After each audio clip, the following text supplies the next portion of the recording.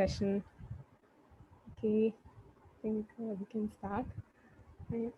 So, Hare Krishna once again. I warmly welcome you all for today's session. The facilitator for today's session is Her Grace Divapriya Vajeshwari Devidasi. I'm sure many of you might know her, and the rest of you will get to know her today. Professionally, she works in Bank of America in the data science reporting department for the past 5 years. She is a part of IYS for many years and is one of the core members of Team IYS. She is involved in mentoring many girls across the country. She is also married, and her husband dedicatedly serves in the temple. They work as a team and set us an excellent example of work life and spirituality. She prioritizes her spiritual life and yet does not compromise on her mundane responsibilities. She is very friendly and warm person, and many IYS girls look up to her. Hope this session will be useful to you. And briefing you about IYS. So, IYS is ISKCON Youth Services of Chennai Temple. It's a forum where like minded girls come together. Here we discuss and learn to practically apply the ancient spiritual wisdom in our modern contemporary lives. The link for our WhatsApp group will be shared in the chat window. If you haven't joined, we kindly request you to join. Over to Deepa Priyamachi. Thank you so much, Anutama Mataji. So hope I am audible and clear. My voice, it's okay. Okay. Okay. So yes, Priya is saying yes. Thank you, Priya. So thank you, the team IYS and Anutama Mataji for giving this opportunity to speak. So as all of you are aware of the topic, that is Kabhi Khushi Kabhi Gum, the cycle of happiness and sad moments in the life. So I hope all of you have this cycle. It's like I don't know, it might be very rare that everyone, every like all the moments of your life are always happy, or all the moments of your life are always sad. We always have this cycle of happiness and distress. So in sometimes the setbacks in our life are so hard that we take so much of time to come out, right? So first, I would like to hear from all of you that how do you deal with the reversals of your life when it comes in your life? Just give me three, in three words, if you can say that how you deal with your life when some reversal come in your life, how you react, or in short, that how you react when some reversal come in your life. Three words you can just say. Yeah, take it positive. Okay. Sindhu Mataji is saying take it positive. And what about others? How do you feel? Okay, give it time. Neha. And what about others? How do you deal with your reversal? How do you react? How do you react? Some major setback comes, so how do you react? Think slowly and steady. Okay, give it time to adopt and take Lord's shelter and pray. Very nice. Cry, Ruchika. Okay. Oh, accepting the situation and understanding everything is for good. Oh, very nice. I'm confused. What is my dharma now? Oh, take a break. All is well, and perplexed. Okay, trying to learn from mistakes. Okay, cry and pray to Lord. Okay, so very nice. A few of you are very enlightened, and I get some enlightening answers, and some are very, very honest. And they say that yes, we cry, we feel depressed. The most importantly, the first reaction that we give is sometimes it's not positive, it's negative. Like we either we start crying. Some of everyone has a different reaction. Sometimes some people, what they do is that they scold or they get angry that who is the reason behind my reversal, and they start scolding, and then or just freaking out. And some of them, they lock down themselves in the room, they do not speak to anyone, they shut down their mobiles, they become totally social distant, like they do not talk to anyone, they become totally oblivious of what is happening around the society, they want to run away from the situation. So most of us, we have this honestly, we all have some or other things we do immediately, but after some time maybe we take time to become normal. And sometimes the situation are very hard that we want to totally sometimes the reversal is so hard that we want to take our lives also. So in some rare situation it happens. So let's see in detail that how can we handle the major setbacks in our life when it's something which is very hard to come out of that situation, how we are handling in our lives. So we will take a use case or a case study from Srimad Bhagavatam, or we can tell it's the real facts which are mentioned in Srimad Bhagavatam. So Srimad Bhagavatam is a Purana which is said as an Amal Purana, and which is the best of all the Puranas. And it says that it is actually is comprised of the the devotees and the how the devotees and the reciprocation between the devotees and that of Krishna. So how Krishna and the devotees of the Lord, they reciprocate with each other. This is what is mentioned in Srimad Bhagavatam. So in one such devotees use case that we will see today, that is Chitraketu Maharaj, and how he is handling the reversal of his life, we will see today. So who was Chitraketu Maharaj? So Chitraketu Maharaj was once upon a time ruling the kingdom called as Surasen, and practically at that time he was the king of the entire planet Earth. He was the king of the entire planet. So he had everything, you know, literally he was very youthful, he was very handsome, and in the same time he was very powerful. He had all wealth, and one thing which will surprise you is that he had 10 million wives. So 10 million wives is close to 1 crore wives, right? And now why in the world you will be thinking, why did he marry 1 crore wives, right? Yes, so he married 1 crore wives, and he was still very morose, and he was still very sad. He was still very sad. So why was he very sad? He was very sad because he didn't had a son, and all that he wanted was a son, and so he was hankering after a son. He had everything, but he was hankering for his son, and that is why he married 10 million wives, one after one. So he was marrying one wife and he was expecting a child, he didn't get. Then second wife, third wife, and that's how he married 10 million wives, but he did not get one child also from any one of them. And that is why he was very sad and morose. So, isn't it? Let's draw a parallel between Chitraketu's life and our life also. So, he was totally unsatisfied and he was hankering. So, similarly, we also hanker for so many material things in our life. Even if we have a job, we think that can we get a better job? When will I get a job wherein I can work in a Microsoft or in a very big company I can work, wherein I can get a lot of money, maybe in billions, or I can go to on site, or I can have a better relationship. I can get a good husband who is very handsome, who is very rich, and in the same time very loving. Everything should be there with him, a car, a bungalow, everything.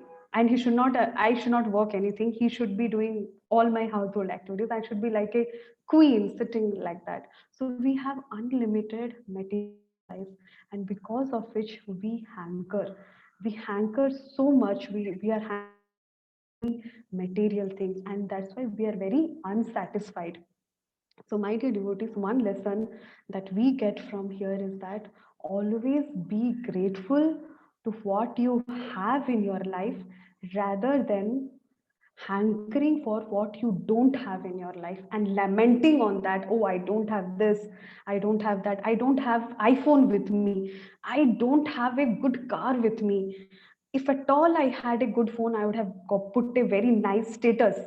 So don't hanker after what you don't have, but be grateful to what you have in your life.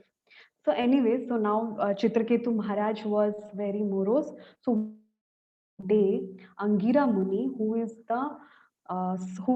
son of Lord Brahma, so he came to meet uh, Chitraketu Maharaj, and he asked, "What happened to you?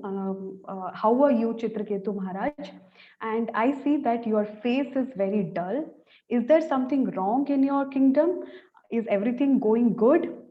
Are all the religious principles in your kingdom is going good? Are your citizens are your citizens are obeying you, and the merchants who are under you, are they paying proper tax to you? So why are you so morose?" So even if Angira Muni knew what is, because he was a self realized soul, even if he knew, still he asked to Chitraketu Maharaj that what happened. And then Chitraketu Maharaj said that as a king, I have everything, but one thing which I do not have is son, is a son, and because of which I am feeling very sad and morose in my life. So please help me somehow to get a son. So, and then what Angira Muni did is that since he was very merciful, so he did a yagya for Chitraketu Maharaj, and from that yagya came this kheer, this payasam. So you all might be knowing some payasam, kheer, some sweet rice. It came out, and then Angira Muni said that you give this kheer or this payasam to the best of your wives, and who is the best, you have to give this kheer to only that wife, and you will beget only one child from that wife, and his name will be Harsha Shoka. And the Harsha Shoka meaning is this, that this son will be the cause of your happiness, and this son will be the cause of your lamentation. So Harsha means happiness and Shoka means lamentation. So the same son who will give you happiness, the same son will be the reason of your lamentation. So at that time, Chitraketu Maharaj was thinking, oh, so what is the problem in that? Every child, gives some or other pain to the parent. So what is the big deal in that? It's better to have a son than not to have a son.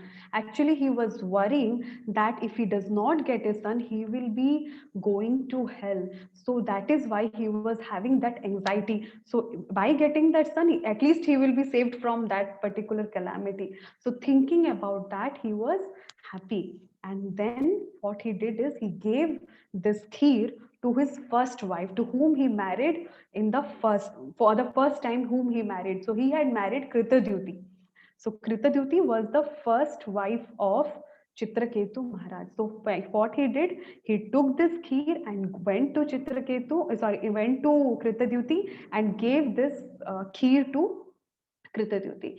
And eventually, Kritadyuti became pregnant and she gave birth to this beautiful son, Harsha Shoka. So he named Chitraketu Maharaj, did lot of charity after this son was born. And literally, he was very, very happy. He was very happy. So why he was very happy? He was very happy because he was hankering for his son. And now since he got the son, he was very happy. And in that happiness, he became attached to his son. Gradually, he was becoming attached to his son.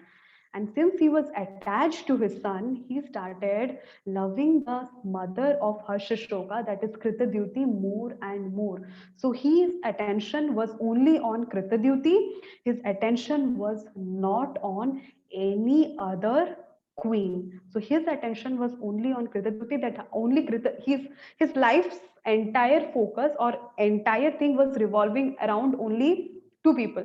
That is Harshashoka, Kritadyuti, and his and he, after his king, all his kingly activities were over, he immediately used to go to Kritadyuti, and he used to meet his son. He used to take his son on his lap, and that's how, like how the father, he loves his son. So he was loving his son a lot, and that's how he became very, very attached to Harsha Shoka. So because of this, since he was only, like it is mentioned that he was only loving his only one wife, Kritadyuti, and he totally neglected the all other wives. He totally neglected them. He did not. He even forgot to even take care of them, and that's why what happened is that this other queens of Chitraketu Maharaj, they started feeling envious. They felt very neglected and very envious, and that's how they were suffering. They felt like they are even worse than the maid servants of Kritadyuti, because the king is not giving any importance to them.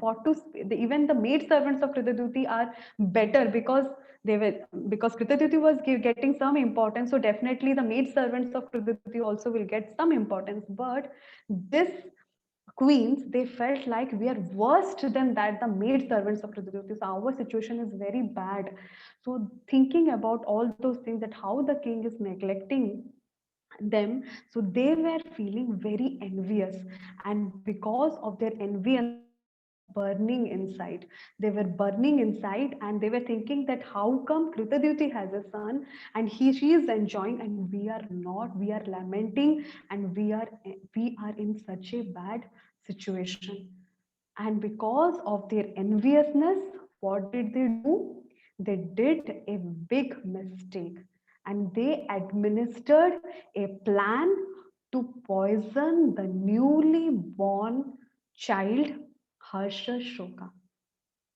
So they made a plan. All of them except for Kritaduti, they all grouped together and they made a plan that we will kill the son of Kritadyuti and Chitraketu Maharaj. And one fine day, they gave poison to the prince. So, what do you like? I have a question for all of you now. So, what was the reason behind them to what you think was the reason behind these all queens to get envious? What you think? What you all think? Possessiveness. Okay. Any other answer?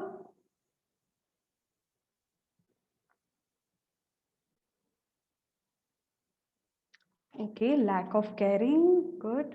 Envy, because he did not choose them. Neha is saying they did not love Chitraketu unconditionally. Lohita, lack of attention, enmity, jealousy, angry, Priya, Kesari, and Sindhu, neglected. Tanya, not making her center of attention. Very nice, Tanya. And then Sandvi, loss of their self-respect. Minakshi, lack of attention. They also think what they don't have, not paying attention, disloyal to king. Okay, very, very nice answers. Thank you. So one thing we see over here, that the queens, what are they doing? They would not have felt envious if the king, if Chitraketu Maharaj would have actually given the equal amount of importance to even that of the queens. At least some importance he would have given to those of the queens, but he was completely neglecting. So, my dear devotees, one thing we have to remember: see, when we someone is scolding us, we get pain. Someone is hurting us, we get pain, or something bad happens in our life, we feel sad, or something we feel sad for sometimes. But the worst pain that one can cause to the other person is by neglecting that person. The worst pain one can have is when someone is neglecting us. When someone neglects us, it's very, very unbearable. We feel that there is no attention. There is, like, we feel that we are totally not existing in that person's life. So how is the situation? It feels so bad. For example, you have a very nice friend of yours, or you have boyfriend or someone, and your boyfriend is so busy in his life, in his works and all, in his office work or something, or in his other family or some other things, then you feel totally neglecting it, isn't it? He does not even call you, he totally forgets you, and for months together he does not pay any attention to you. He's totally neglecting you. So can you hear me? Veena is typing there that Mataji, I can't hear you. So is that situation with everyone or only with Veena? Audible? Okay, audible. Okay, fine. So you all can hear me. Yeah. Okay. So if one thing we can cause pain to the other person is by neglecting that person. So make sure that whatever the valuable relationships you have in your life, maybe it's your father, your mother, your relatives whom you are very close to, your friends. So please remember that do not neglect them. So because of which they can have so much of pain in their heart.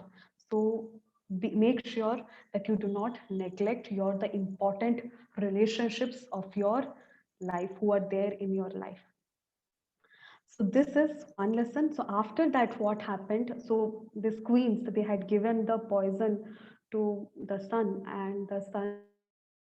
So initially, what happened is that Kritadyuti, when she went to the palace in the room in which Harshashoka was sleeping, so she thought that Harshashoka is sleeping for a very long time today and he's resting very nicely. So she was very happy that my son is very nicely sleeping. But when the time extended, because children can sleep for only for some while, like maybe 1 hour, 1.5 hour, 2 hours, and after that they will get up. So now Kritadyuti started thinking it's been a very long time, but still my son is not waking up. And so what she did is she asked the maid servant to go and check the son if what is he doing and bring the son back to Kritadyuti. So when the maid servant she went towards towards where the bed where Harshashoka was sleeping, she saw that Harshashoka's eyes were upside down, like it is upside, and then she was completely shocked, and she understood that the child is no more, and she, out of agony, because she had a lot of love for the king and the queen, she started screaming and she said that I am doomed, and by screaming like that she fell down. And when Kritadyuti heard it, Kritadyuti also ran and came, and when she saw that Harshashoka is no more, she felt a lot of pain, and even she fell down, she fainted. And eventually this news went to Chitraketu Maharaj. So Chitraketu Maharaj was totally blinded. So as soon as he heard this particular news, his eyes was totally blind. He could not see anything, and he was actually what Chitraketu Maharaj was doing was like he was very unstable. He was totally unstable. He could not walk steadily. He was hitting from one side to the other side, to the left and to the right. He was continuously he was not straight. He was not able to walk straight, and his crown, it fell down. It like crown fell down, and the jewelry what Chitraketu Maharaj was wearing, even it started coming out, and his hairs were totally loosened. And then the Chitraketu Maharaj, this ministers and all, they were holding him, and he was unable to walk, and somehow he came in front of Harshashoka, and by seeing Harshashoka, he fell in front of Harshashoka, and he fainted in front of Harshashoka, and he lay down as if he is dead. So what do we learn from this chapter of Chitraketu Maharaj? So we learn here an important lesson. The degree we are attached to a particular object, to that degree that object will give us pain. To the degree we are attached to victory or defeat, to honor and dishonor, pain and pleasure, to that degree we will be facing the pain. So now you see how Chitraketu Maharaj is reacting to the reversal of the life. The queens also, you will see that till now we have seen two reversals. What do we see? The queens were unable to face that reversal of their life, wherein they were not able to, they were feeling neglectful. They felt that they are not existing for the king, and because of which they did that abominable activity of killing. They were unable to handle that stress, that that phase of their life, that they were not unable to actually accept the changing attitude of a relationship. So because of which they did this they did this abominable act. And when it came to Chitraketu Maharaj, since he was attached to his son so much that he could not take the reversal of his life, and that's why he was in totally moroseful situation. So now what happened? So now what happened is like after so after this, since he was in such a pitiable situation, so he was in very like he was just lying like a dead, and then this news came to Angira Muni. So when Angira Muni heard about it, so Angira Muni this time he came with Narad Muni to meet Chitraketu Maharaj, and when he came to meet Chitraketu Maharaj, he said that I said you that this boy will be the cause of your happiness, and this very boy will be the cause of your lamentation. That is why his name is Harsha Shoka.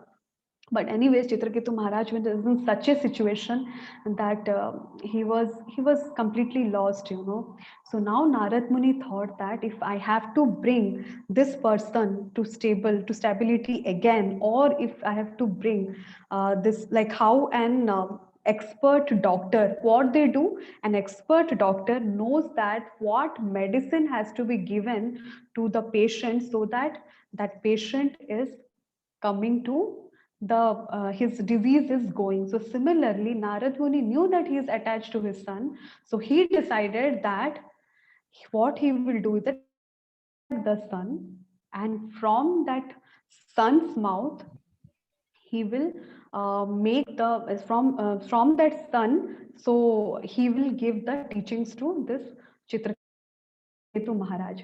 So what he did is that he said to the son of Chitraketu Maharaj, who was now dead and is now a living entity. So he said that, oh dear Jiva. Jiva means now he is not in the body, so he's now out of the body. So he's just a soul. He's a living entity.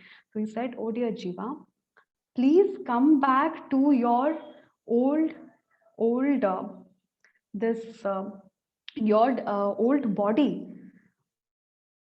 and enjoy your rest of your life as a king, because he was born as a son to Chitraketu Maharaj. So now he was destined to enjoy the kingdom. So you come back to the to your old body and take up this position of the prince, and rule the kingdom in future, and give happiness to your mother and father. See how your mother and father, they are lamenting, they are in a they are in a, such a pitiable condition. So remove their stress, remove their the lamentation, give them happiness and enjoy this body.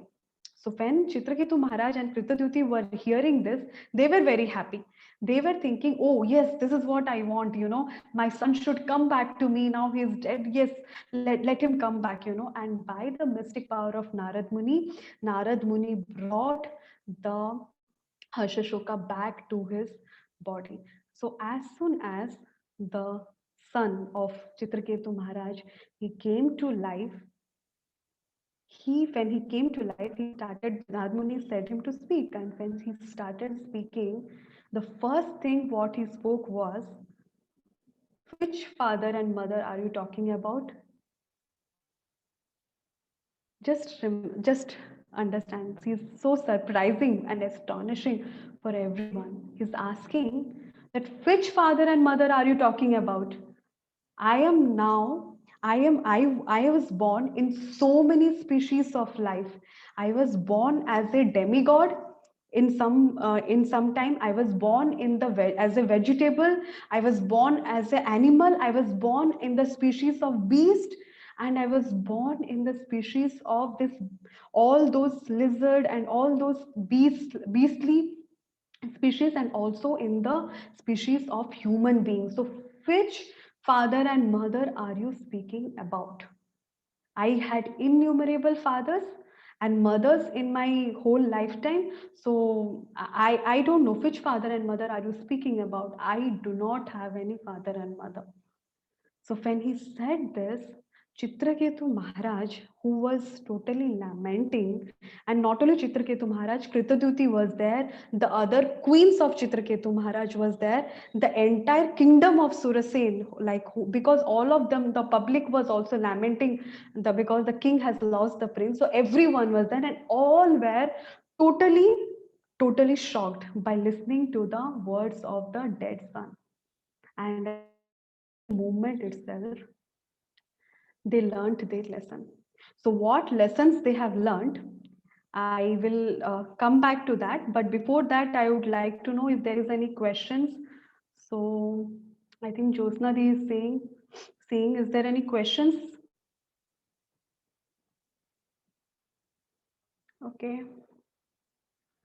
Okay. Okay, so I don't see any questions for now. So we will walk through the story. Okay. So then what happened? So we will see now that what are the lessons that we learn from this chapter of Chitraketu Maharaj. So one thing that we learn over here is what Bhagavad Gita says. So what Bhagavad Gita is saying, it's been practicalized over here. So what we hear in Bhagavad Gita, we hear that the soul is transmigrating from one body to another body since time immemorial, like that of how we are leaving our old garments and taking up the new garments. So similarly, the relationships what we have in our life are also changing with each and every life that we take, like every body that we are taking. With that, our relationships are changing. So that is the nature of this temporary world. So this is what they have learned, that the son was there with them, but he also had other father and mothers in the previous lifetime. So this is one lesson we learn, and also we learn the second lesson, that is no no matter, one minute. And so the second lessons what we learn is that all relationships are changing, but Krishna is constant. So in all of the whatever the lifetimes we had, the all the relationship, father, mother, the son, and the other, like the relatives or whatever, the spouse, all those things are changing, but there is one person who is not changing, that is Krishna himself. So he is not changing. He is there in our heart, seated in our heart as a super soul, and he is there in each and every lifetime. For when we were there as a bacteria in the stool, to that of the Brahma, when we, like some birth we might be Brahma also, or as a demigod also. So in all those in all those so in all those births also, Krishna is there seated in our heart, just as an very lovable friend who is there, who is accompanying us from all these lifetimes. So he's there in our heart, he's there always. So he's a constant, he's not changing, but all those relationships are changing. So similarly, my dear devotees, one thing we have to see the temporary nature of this world, and the temporary nature of the relationships also. So, for example, we have a nice spouse now, but after some time, what happens? The priorities change. Maybe the love that he was showing you is not there, and now it has changed a bit because now there is a son or daughter of someone else. So, he gives some more amount of attention to the son or daughter and gives a little less attention to you. So, this is the temporary nature of the relationships, also. Or if you have a boyfriend, now you were thinking that okay, I'll get married and my life will be ever happy, how he's loving me now, he will love me even after my marriage. But when you marry, the things are changed. Now the amount of love that he was showing you before marriage, when you start comparing after marriage, no, he's not loving me anymore like that how he was loving me before. So we feel very sad, isn't it? So this is kabhi khushi kabhi gum.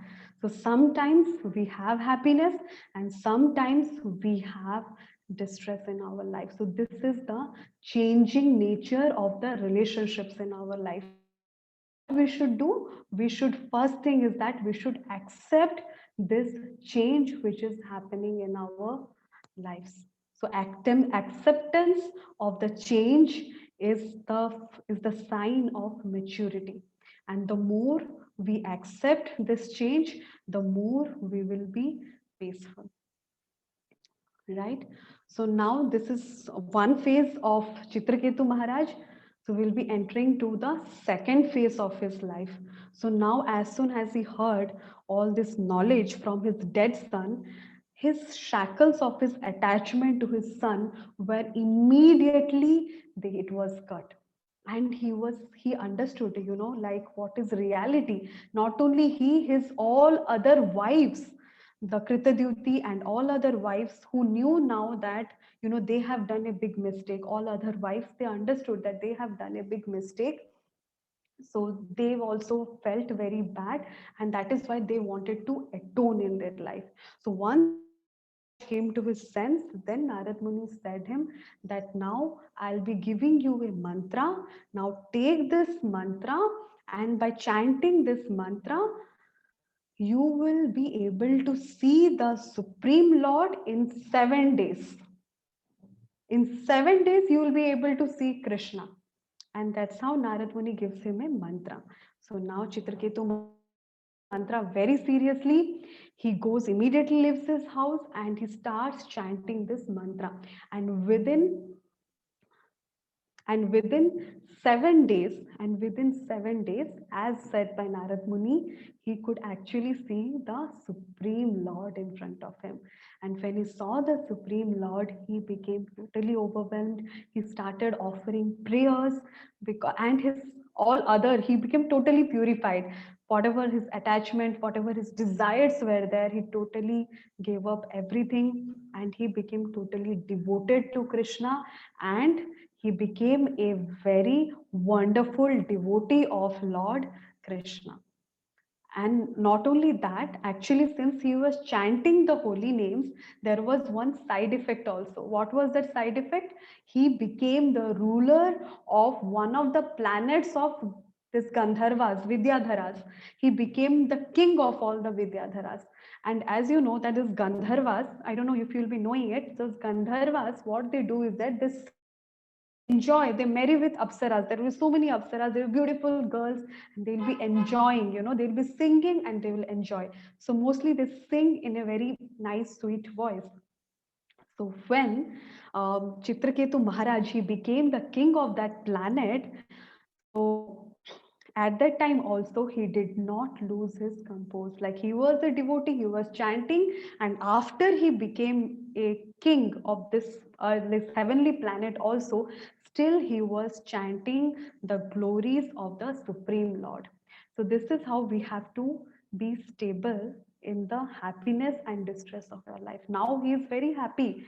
He is the king of this kingdom, this Vidyadharas, but still he is so happy. He is not again thinking, oh, now I became very happy. So now let me forget everything what I was doing. Let me forget the mantra and let me enjoy with the ladies and let me sing whatever I want. No, he was stable and he was fixed in his devotion even at that time. And since he became the, the ruler of that kingdom of this Vidyadharas, the planet called Vidyadharas, he got an airplane, and now he could fly with, he got some mystic power also. So with that, he can fly anywhere. So he was flying from one place to another place. He was going here and there. So now one day what happened? He was flying in his airplane and he saw a very unusual thing. He was flying over Mount Kailash and he saw that Lord Shiva was sitting and on the seat on a beautiful seat in a Kailash, and on the lap of Lord Shiva was sitting Parvati Mataji, like Mother Parvati. Mother Parvati was sitting on the lap of Lord Shiva, and what Lord Shiva was actually embracing Mother Parvati, and Lord Shiva was speaking on Srimad Bhagavatam on a topic called Vairagya or renunciation. He was speaking about renunciation. He was speaking to all the sages from the higher planetary system, all the sages, siddhas, and all, they were all sitting in that assembly of Kailash. So there, Shiva was speaking about it. So when Chitraketu Maharaj saw it, Chitraketu Maharaj was feeling it is very unusual. He is speaking about Vairagya by keeping his wife on the lap. And jokingly, he passed a comment. Actually, he passed a joke. And that joke was actually a glorification, but it was in a very different tone. The words were different. So, what he said, here best of the demigods, Lord Shiva, who is sitting with his wife on his lap, and he's speaking about Vairagya to everyone. So he is acting like an ordinary person. What an ordinary person does, he's doing like that. I'm just paraphrasing the words of Srimad Bhagavatam. So he is acting like an ordinary person. So Lord Shiva immediately understood that it's actually, he's joking, because he knew that is also a great devotee of the Lord. So but what happened? Now Mother Parvati, she could not bear these words which has been spoken to her husband, because no lady can actually hear any insult about her husband. So when she heard this, she became very, very angry, and she became angry, and she said, who are you? You are the lowest of all. Even if you are a demigod, but you are acting like a demon. You are so demigod, so you should have some godly qualities, and you should understand the exalted position of Shiva, but you have completely neglected the position of Shiva, and that's why you are very, very abominable, and you should not be a demigod. Instead, you should become a demon. You should be born in the society of the demons, and that's why I curse you that you become a demon. Again, another reversal. One reversal went off, another reversal of his life. So in the starting, he was having just hankering for his son, and he was very sad, and again he, because now he got his son, and again by the destiny, again the son was gone. And again, he got the mantra from Narad Muni. He was happy, like he was now transcendental, he was blissful. And again, he became like some sad moment was thrown in his life, that he was cursed. Now, in this reversal of his life, he's going to lose everything. He's going to lose his very life itself. He's going to become a demon. He's going to lose his kingdom. He's going to lose everything. He will not have anything in his life. So who wants to be a demon? Having all, demon, the description which is mentioned is like they will have this copper colored hairs, mustache, and having such big teeth, and very big gigantic body, all is like, very, very untidy, unclean body. Who wants to take the body of a demon? No one wants to take the body of a demon. But now this was his situation. So we have a very lesson, one very, very important lesson from this particular from this particular incident of Chitraketu Maharaj. So first thing is that first thing we should remember that how we use our words. Whenever we talk with someone, our words are one of the reasons we have so much of misunderstanding in our lives, isn't it? So we use some improper words, and someone gets misunderstands it, and because of which we welcome unnecessary problems. And sometimes we think, oh my God, why did I say this? I should not have spoken in such a way. And so because of which in Bhagavad Gita there is a lesson which that how one should speak. So in Bhagavad Gita there is a verse which says that our words should be satyam, that is truthful. Second, it should be priyam, it should be sweet and dear to everyone. Third, it should be hitam, it should be beneficial for everyone. And fourth, it should be anudvega, not agitating or offending. So these are the four things one should remember, that our words should be satyam, should be truthful. Second, it should be priyam, sweet and dear to everyone. Third, hitam, beneficial to everyone. And fourth is anudvega, not agitating or offending. And what is the another lesson? Second lesson we are understanding, we are learning from here is the nature of this world. What Krishna tells in Bhagavad Gita, is like it is dukhalayam ashashwatam. There is a danger. It is the place of miseries. And second thing is that it is padam padam yad vipadam. There is danger in each and every step in this material world.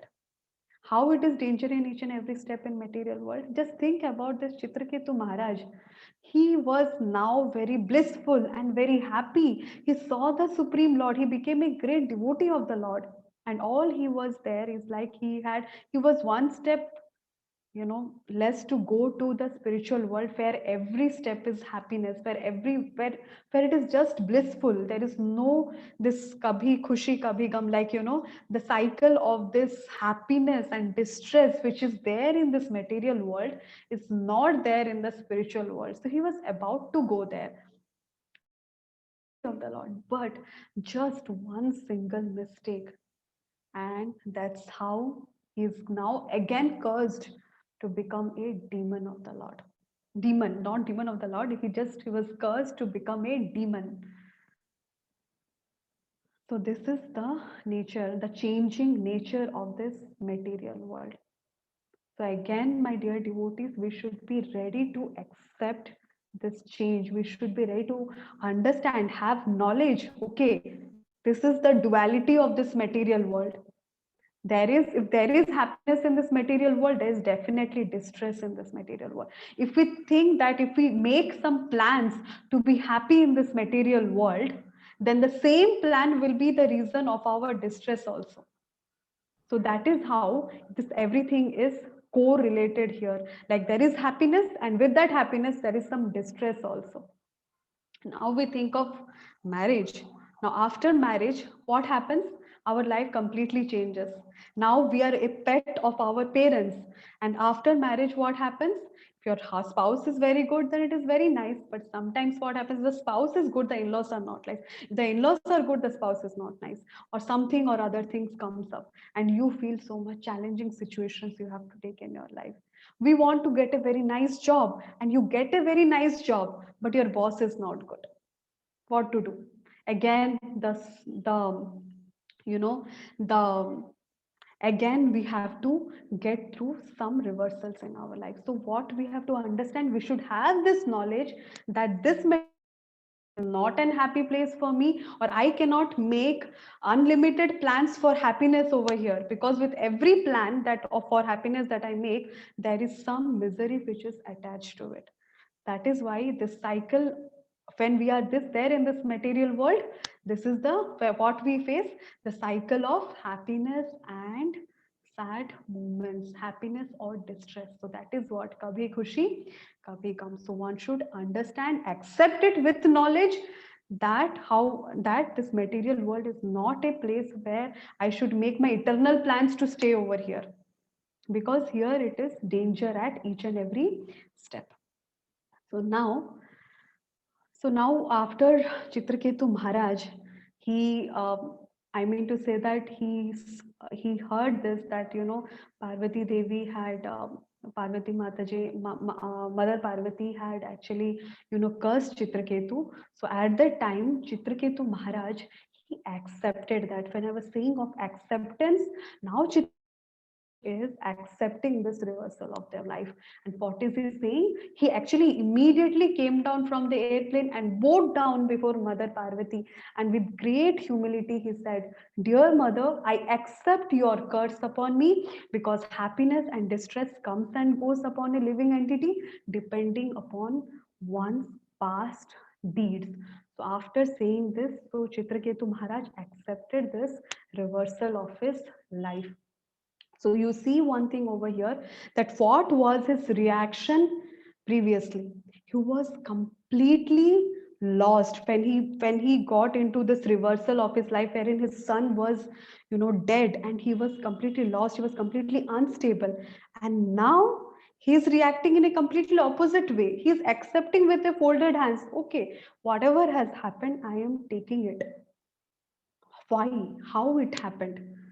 So I would like to ask, now you have been hearing for a lot of time. So my question is, what do you think what he did to accept this?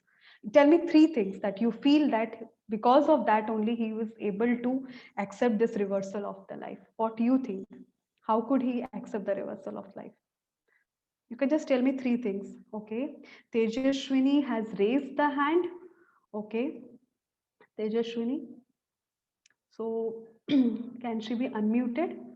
She wants to say something. Ma'am, he will just do service to Lord. He will Chitraketu will do service to Lord, and he feels all the protection from the God when he is even in demon. When he is even in demoniac nature, and he will face the dangers. Very nice point, Tejashwini. Very nice. And what about others? What do you feel? Lakshmita has raised her hand. Hare Krishna Mataji. Hare Krishna. Now actually Chitraketu has good realizations. Now he knows the nature of this material world, that it has dualities, so that he acts wisely by accepting that it is because of a karma. Very nice, very nice learning that you have said. Okay, what about Raji? Raji, you also want to say something? Yes, Raji. Yes, Hare Krishna. Hare Krishna. Actually, what is the realization here is he understands the laws of karma and he knows, okay, I have to perform this activity, this has been my fate. And this is also a way to understand this. He can go out with this realization that this material world is dukkhalayam shasvatam. Okay, very nice. So I will take the last hand, that is Sai Priya has raised her hand. So I'll take the last hand and we'll come again to the story. Okay, yes, Sai Priya. Only one point I can tell, that is because he is in complete knowledge, he has taken that oath, kind of. Okay, He has very taken that nice. decision. Very nice. of you are correct. So we will see that, we'll see from the point of the scriptures that how he could accept the reversal of his life. And my dear devotees, if you are also remembering these points, that how he had accepted the reversal of his life, even you all and all of us, not only you all, we all of us can actually also accept any reversal in our lives. So what are those things? So let's see. So first thing is that what we have to remember is that whenever any reversal is happening in our life, a major setbacks in happening in our life, accept that reversal. So what Chitraketu Maharaj did is accepted it. And how he accepted it by thinking this, by like by thinking this thing, that everything which is happening in my life is a perfect arrangement of the Lord. And if it is happening in my life, if something bad is happening in my life, it is also for my good, because Krishna knows that what is good for me and what is bad for me. So in that way, he is accepting. So the first rule of accepting the reversals of your life or dealing with the reversals of your life is accept the reversal of your life. Second thing, what you all said is about the knowledge of the duality. Yes, one should have the knowledge of this duality of this material world, that in this material world nothing is permanent and everything is changing. The changing nature of this material world, the changing nature of the relationships, the changing nature of the material objects, the phone which I'm using it now, it I cannot use after 2 years. That's why the iPhone also, people are not contented with the iPhone. One version of iPhone they have, and after some, maybe after 6 months or 7 months, a new version of iPhone comes and they want to buy another iPhone, right? A new car, one car comes and they want to buy another car. They are not contented. So we have to understand that we can only deal with these reversals if we understand, we have this knowledge about the dualities of the material. One of you like you have said this rightly, that this material world is dual and one should not be affected by the dualities of the material world. So first is acceptance, second is not getting affected. Now my dear devotees, if you do not want to get affected, knowledge also is sometimes not sufficient. Why? Because our mind is uncontrollable, isn't it? How many of us have controlled mind? Even Arjuna in Bhagavad Gita, he says that my mind is even faster than that of the wind, Krishna. How can I control it? What are you speaking? I cannot control my mind. He gives up on his mind. And then when he gives up on his mind, then Krishna says that you can control your mind by practice. So how could Chitraketu control his mind? So Chitraketu had a controlled mind, and he could control his mind by chanting the holy names, by chanting the mantra. So what is the meaning of mantra? Mantra means, man means mind, and tra means that what relieves us from the tantrums of the mind. So mantra relieves us from the tantrums of the mind, and that's how we can control our mind. So we have now, Chitraketu Maharaj was given a mantra which is, if I say you also, you cannot remember it immediately. But then now here, Chaitanya Mahaprabhu, who is very merciful and given us a very easy and very nice way, and very, we can understand it, we can repeat it immediately. Also the mantra which he has given is known as the Maha Mantra. So by chanting that mantra, even we can control our mind eventually. And what is that mantra? Hare Krishna, Hare Krishna, Krishna Krishna, Hare Hare, Hare Rama, Hare Rama, Rama Rama, Hare Hare. So a controlled mind can control everything around. So now when Angira Muni when he had seen Chitraketu Maharaj, initially he said that your face is the index of your mind. And since your face is morose, that means your mind is also not controlled, right? So we are morose definitely because we have uncontrolled mind. See, this happiness and distress, this victory or defeat, success or failure, everything is only a we can say that everything comes with the perception of our mind, that how our mind is taking to those things. So now the circumstances around us is not controllable. We cannot control the circumstances around us, because we know that we have this knowledge, right, that this material world is dual. We cannot control anything. But one thing that we can control is by practice is the mantra. So if at all, this is the most important thing, my dear devotees, if you want to remember, if you want to practice to actually accept the reversal of your life, or to deal with the reversal of your life, this is one very thing you should bring into practice, that by chanting of the holy names I can control the mind, or chant the holy names of the Lord, so that your mind becomes right. Now this is the third thing which I said, right? Acceptance. He had a great acceptance. Second, he had the knowledge about the duality of the material world, and hence he was not affected. Third, he had a controlled mind.